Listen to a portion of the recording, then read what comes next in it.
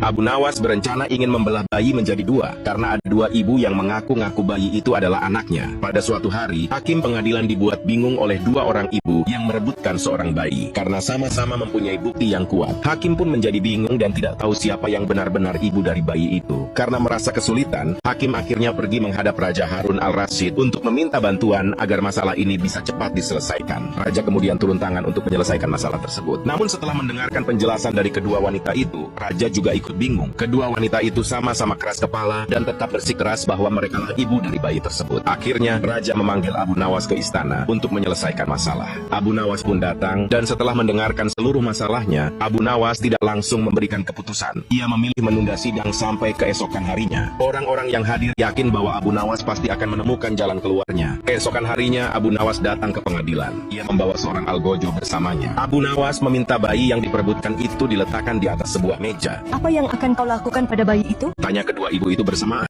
Sebelum menjawab pertanyaan kalian, aku akan bertanya sekali lagi. Apakah ada di antara kalian yang bersedia menyerahkan bayi ini kepada ibu kandungnya yang sebenarnya? Namun kedua wanita itu tetap bersikeras. Bayi ini adalah anakku. Jawab kedua ibu itu. Baiklah, kalau begitu, karena kalian berdua tetap ingin memiliki bayi ini, maka dengan terpaksa aku akan membelah bayi ini menjadi dua. Mendengar apa yang dikatakan Abu Nawas, wanita pertama justru senang dan menyetujui usulan tersebut, namun tidak dengan wanita kedua. Ia menangis histeris dan memohon agar Abu Nawas tidak melakukan hal tersebut. Tolong jangan belah bayi itu. Serahkan saja dia pada wanita itu. Aku rela asalkan dia tetap hidup. Mendengar perkataan wanita itu, Abu Nawas pun puas. Akhirnya ia tahu siapa ibu kandung sebenarnya dari bayi itu. Kemudian Abu Nawas pun menyerahkan sang bayi kepada wanita kedua yang merupakan ibu kandung dari bayi itu yang sebenarnya. Setelah itu Abu Nawas meminta agar wanita pertama dihukum sesuai dengan kejahatannya. Hal ini karena tidak ada seorang ibu yang rela melihat anaknya dibunuh, apalagi di hadapan matanya sendiri. Masalah pun akhirnya selesai dan bayi itu akhirnya kembali ke pelukan ibu kandungnya.